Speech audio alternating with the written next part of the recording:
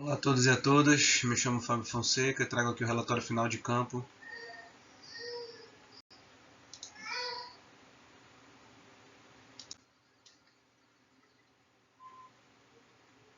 Bom, aqui uma breve introdução para falar sobre o estágio, que não é somente uma combinação empírica da aquisição de conhecimentos universitários, segundo Araújo, e para Scalambrini e Molinari, o estágio tem grande relevância na formação profissional. É a base para atuarem como professores. Depois dessa prática, os estagiários sentem-se mais preparados para atuar profissionalmente na sala de aula. Aqui algumas etapas elencadas da apresentação desse relatório final, que foi a partir de uma oficina de violão, a caracterização do espaço, da instituição, indicação da turma relacionada à oficina desenvolvida, a apresentação dos profissionais, somos nós, os estudantes, à frente das aulas, um relato das vivências com os fatores correlacionados e percepções em campo de estágio, além das inferências e considerações e as nossas referências. Bom, aqui a questão é por que uma oficina de violão, né? A gente já tem uma prática musical vasta, né? Nelson Torres, muito mais do que eu, inclusive, dando aula do instrumento, né? Tanto teórico quanto prática. Então isso facilitou bastante a gente começar a desenvolver essa oficina, né? Então é a justificativa principal para isso, né? Assim, foi possível também com que os alunos pudessem aprender a tocar as canções simultaneamente, desenvolver o ensino musical teórico-prático de forma mais dinâmica, levando em consideração o que o Nelson conseguiu ao longo do tempo desenvolver como prática de ensino. Nelson faz algo parecido a uma programação neurolinguística, né, que chamo de PNL, com esse objetivo de melhorar o processo de aprendizagem.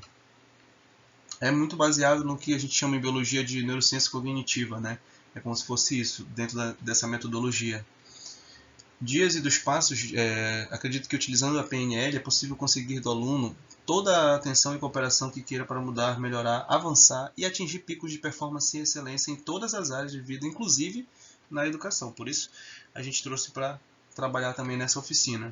As aulas aconteceram de outubro a dezembro, né, de 18h30 às 21h, na verdade às 21h30 com uma pequena alteração, porque inicialmente eram duas turmas, de 18h30 às 20 e de 20 às 21h30, porém, com o número reduzido na segunda turma, resolvemos trazê-los para a turma de 18h30, né, o que completou um conjunto de 20 alunos, e aí então a gente estendeu essa aula com um pequeno intervalo de 10 minutos para facilitar a prática, principalmente no segundo tempo de aula, que era a partir das 20 horas. Bom, no ensino coletivo de violão, com atividades musicais coletivas como corais, bandas e grupos instrumentais, os alunos aprendem sobre trabalho em equipe, colaboração e respeito mútuo. A música também proporciona oportunidades para que os estudantes compartilhem experiências, criem memórias e se sintam parte de algo muito maior que eles próprios, né? O Wolf Betel cita isso e cai muito bem aqui dentro desse projeto. Bom, aí aqui, para eu ser bem sucinto e ter uma explanação muito rápida do que a gente fez, um planejamento inicial era que a gente pudesse trazer um repertório com vários níveis de aprendizagem, né? Porque os alunos eram muito heterogêneos, era uma turma muito heterogênea. Então foi pensado em um total de 7 canções, com 3 músicas do Legião Urbana, né? Uma música do Red Hot Chili Peppers, John Lennon, Ferdinando Carulli, e um exercício que era pós-oficina, desenvolvido pelo próprio Nelson. A gente pensou nisso tudo de uma maneira bem estratégica, né? Exatamente para propiciar ao aluno essa possibilidade dele aprender de maneira mais rápida, em curto período de tempo, né? E já sair tocando essas canções, ou pelo menos trechos dessas canções. Um exemplo disso é a música Metal contra as Nuvens, do Legião Urbana, que foi trabalhado acorde de dedilhado na segunda parte ali do trecho da introdução, com 7 acordes, para que desenvolvessem habilidades mecânicas em ambas as mãos, e aí principalmente os iniciantes, né? Nesse sentido aqui, Simões e Nogaro dizem que a aprendizagem se torna um processo de construção mais significativo, pois investindo em atividades que sejam coerentes e possuindo um objetivo claro e explicitado para os alunos, com metas a serem alcançadas, é mais expressiva a aquisição da memória. Isso é muito importante, baseado de novo naquela questão da neurociência cognitiva, né, baseado na PNL.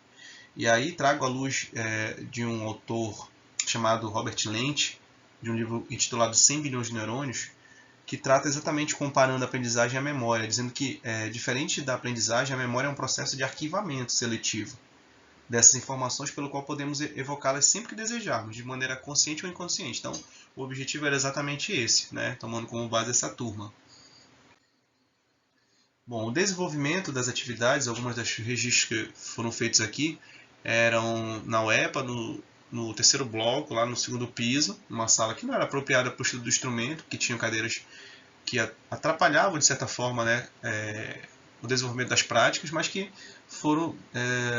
aconteceram, né, foram desenvolvidas ainda com esse empecilho, digamos assim. Então, muitas das vezes as atividades eram feitas concomitantemente às aulas teóricas. Algumas vezes, como eu falei antes, no segundo momento de aula que a gente começou a incorporar, estendendo essa aula, eram feitas essas práticas também nesse momento, né, ou exclusivamente nesse momento. E a finalização da oficina ocorreu baseado em ensaio de músicas e trechos que eram mais depreendidos pelos alunos nas aulas. Então, aqueles que eles conseguiam mais absorver, e aí, levando em consideração o que eu acabei de mencionar, para o campo da memória, né? Então, fica no registro ali facilmente, né, no aluno, principalmente quando a música ela é de fácil solfejo, até já é conhecida, né? Quando ela até pode ser balbuciada, sua letra, como no Imagine, que é uma música em inglês, que as pessoas podem não conhecer a língua, mas que conseguem até balbuciar essa letra, né? Além de encontrar ali um certo registro hipocampal que eles já podem ter conhecido, né? Mesmo que inconscientemente já ter percebido em algum momento.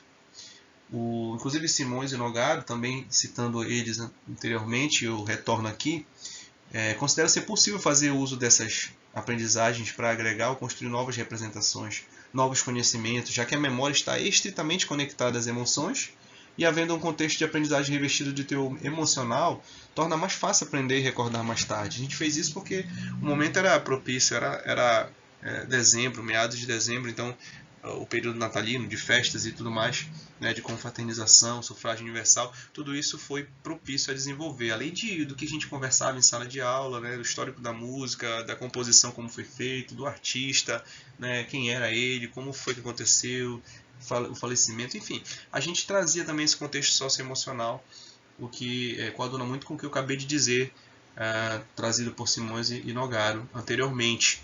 Levava também o meu filho em alguns momentos para facilitar também essa relação com o teor emocional.